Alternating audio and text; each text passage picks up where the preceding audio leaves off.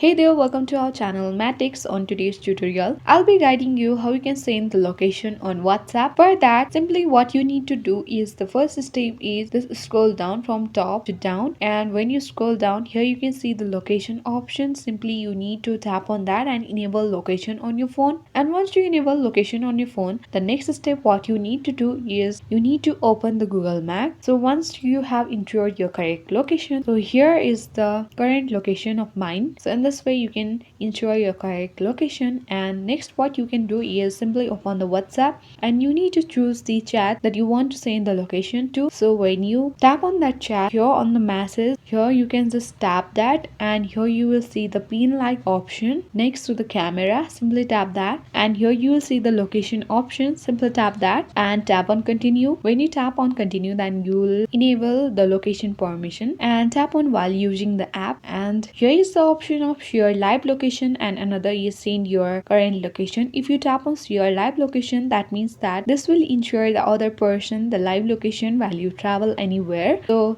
simply tap on send your current location, and now here my current location has already been sent to this WhatsApp chat. So in this way you can easily send the location on the WhatsApp. Thank you.